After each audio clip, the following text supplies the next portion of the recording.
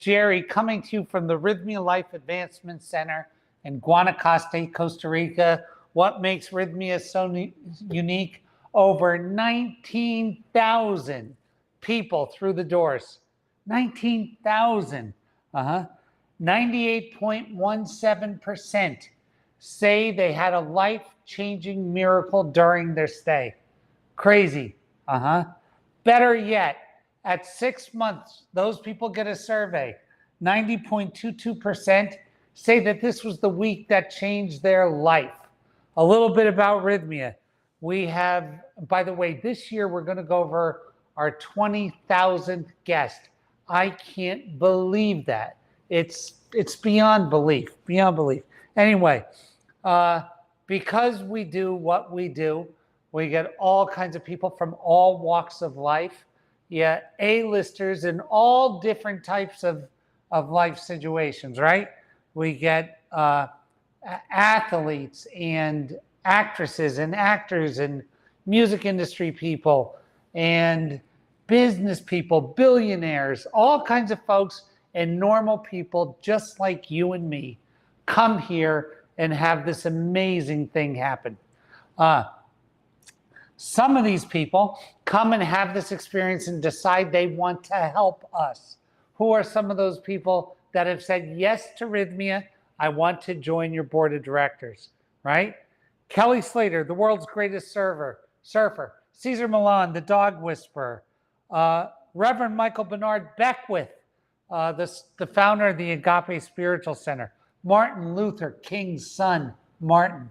Ron White, one of the greatest comedians to ever live. He was just on Joe Rogan maybe 2 months ago doing a big thing on us. Tony Ko, the founder of NYX Cosmetics and on the Forbes 100 richest self-made women in the world list. Alanya Van Zant had her show in the Oprah Network forever.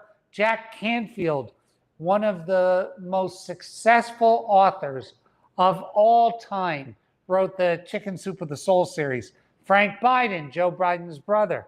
What was interesting there is that Frank joined our board while his brother was a sitting U.S. president. Goes to show you the credibility of Rythmia. Yes. Mark Kielberger, social entrepreneur, New York Times bestseller, and biohacker. Earl Koski, the businessman. Brandy Sabella, my wonderful ex-wife, and she's an author and a TV show producer. Kim Taranova, a spiritual leader in her own right, author, an amazing woman. And Dr. Jeff McNary, who's our partner at Rythmia and was the director of Passages Malibu, one of the most famous addiction centers in the world. Why did all these people come here, and why did they decide to give their name and credibility to Rythmia? Because this place works. It doesn't matter what you've done before. It doesn't matter if you've been successful or not. This 1 week program changes everything about your life going forward. It really does. Now, what have we found? So we keep data on everything. This next piece, though, is anecdotal. People are saying, too, where are my glasses? The reason I wasn't here last week is I had lenses installed in my eyes, called, I think, OIL or OLI. It's just amazing, the technology of what's happening in medicine. Wow, it's amazing. Anyway, that's why I wasn't here. So what was I talking about? So the anecdotal data. So there's data and then there's anecdotal stuff. We believe in the high 90s of percentile, that people who come here and have this experience in the high 90s of percent, those people decide to become a beneficial presence on the planet. Why? Well, you have this experience where you meet God and God talks to you and you realize that you've been looking at this life all wrong, that this isn't something to be sad about or cranky about or complain about, but it's actually the world's greatest gift. That once you understand that dead or alive, your spirit, your essence, continues to move on, then this time that's spent awake on this planet, the planet of touching, feeling, eating, experiencing, community, this time is a real gift. And then finding ways to make your life a beneficial presence on it becomes the objective of the overwhelming vast majority of people that go through this program and come out the other side. Yes. So what does that look like? Well, that particular journey, and I use the word journey or ceremony, will last the rest of your life. From the day that you decide to move off the liability side of the balance sheet of life onto the asset side, that you are actually adding to, not taking from, then this rest of your living days on earth become a ceremony or a journey.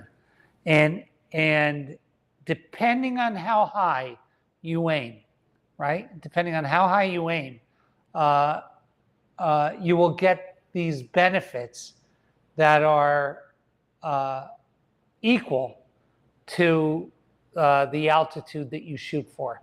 Yep, that's crazy and absolutely true. What are the other earmarks of this journey? It's going to be the hardest thing you've ever done. It's going to take longer than you could ever imagine. It's going to give you more than your wildest dreams could fathom. But those are the characteristics. And you can't get there based on a feeling. You can only get there based on agreements with yourself. Wild, right? But the benefits, as I said, are ridiculous. You know, I'm a little guy who's done little things. I have friends that have built huge companies like Papa John, and I have friends that are multi-billionaires that have done huge companies. I haven't. I've done smaller things. But even in my little way, I've created a life that's wonderful. I live at the Rythmia Life Advancement Center in Costa Rica.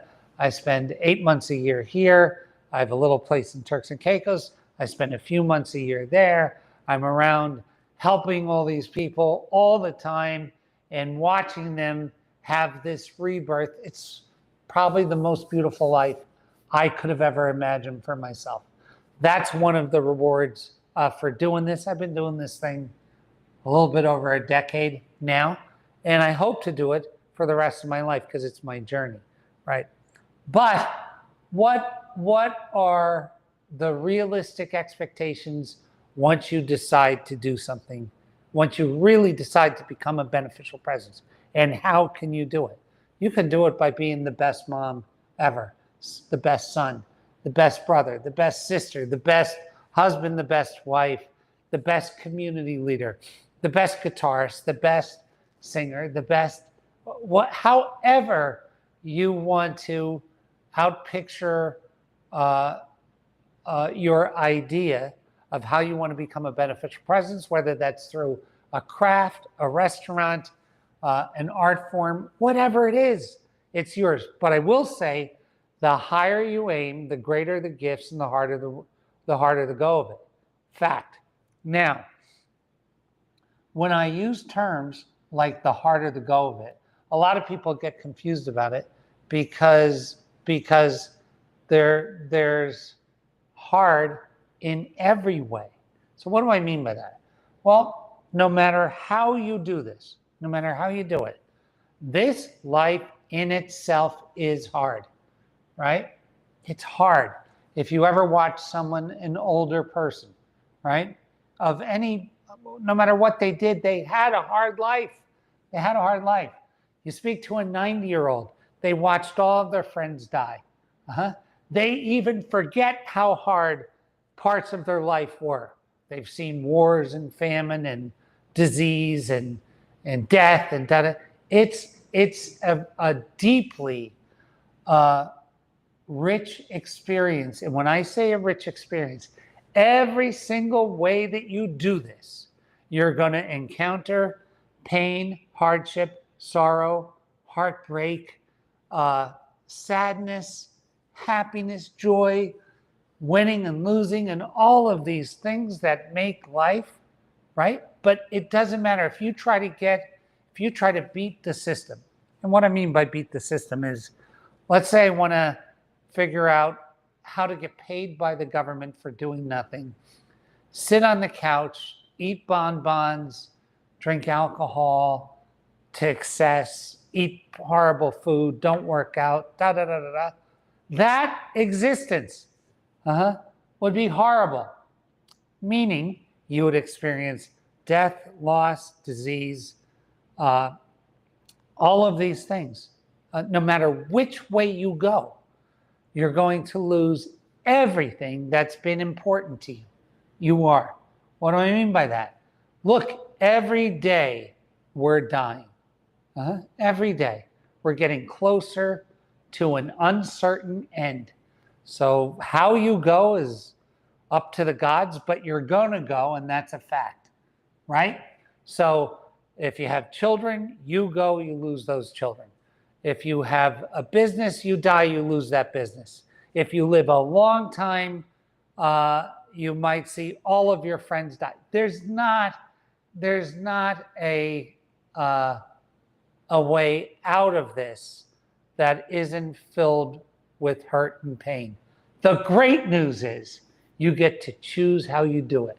You really do. You get to choose what this life is going to contain for you. So knowing that both of those people, let's say the people that did nothing, sat on the couch, ate bonbons, wrote false stuff about people on Facebook, complained, found ways to trick the government to give them money, or the person who dug in, helped the greatest amount of people, built a company or became an artist or whatever and had tremendous success. Both of them are going to experience the same amount of perceived pain. They're all going to have parents die. They're all going to have brothers, sisters, all of that. But you get to pick which one you are. And the great thing about coming to a place like Rythmia, it gets crystal clear who you want to be, right? And just like all these studies of late, they show us that who you become is simply who you practice being. So it does not matter where you came from, how many times you've lost before, what you've tried that simply didn't work out, how many marriages you had that failed, how many jobs you've lost, how many businesses you started and failed, how many interviews you went to and didn't get hired, how many casting calls you went to and never got a part. None of that matters. What matters is what tomorrow looks like. That's it. What I'm doing right now and what I'm doing right now absolutely affects my future. So there's only one thing that matters. What am I doing right now? And that is the greatest thing about this. So we're all born again virgins when we come to this medicine. All of us. And every day that we're breathing, we get this new chance. So my thing to you today is that you get to pick your hard. All of it's going to be hard, but you get to pick your hard. You get to pick how you go out. And I want to tell you one of the great things. As you get older, you get to watch people die, right? And you know, I get a lot of people here that are nurses and and one of the most beautiful jobs is a hospice worker. It is. It's one of the, when I couldn't do it, because I don't have that amount of compassion, but the people that do it that are great at it are amazing. And what they tell me is that, and what I've seen through being a 61, going on 62 in a couple of weeks, year-old guy is, I've seen people die different ways. I've seen people die full of regret, and I mean full of regret. And I've seen people pass with joy. I really have. I've seen people pass with a calmness and a dignity and a sense of fulfillment that in their passing, they sort of come to grips with the fact that they did everything they could do. They tried as hard as they could try. That's how I choose to go, and hope that that works out that way for me, because I've seen the other, and the other's horrible. It's horrible. Now, the person who dies with compassion and grace, and the person who dies with full of regret, have experienced the same things, but they've chose their hards differently. So be really careful about how you choose your hard, because the time and what's happening, and I don't know, this is one funny thing, is I don't know if it's just happening to me because I'm getting old, or if it's happening to everybody, but time is speeding up like crazy. So the amount of time we have left is getting shorter and shorter and shorter. So making these decisions quickly, and then doing something about them. That's the thing that makes all the difference to you. So until next time, until next week, God bless you, God keep you, God hold you, but choose your hard the right way. And come to visit us at Rythmia. By the way, I got 2 books, Stuff the Moon Said and Truthonomics, and one is the Rythmia Story. And this is a book about manifesting, and it's a quick read, and it's a pretty good book, I might add. Cheers. Until next week.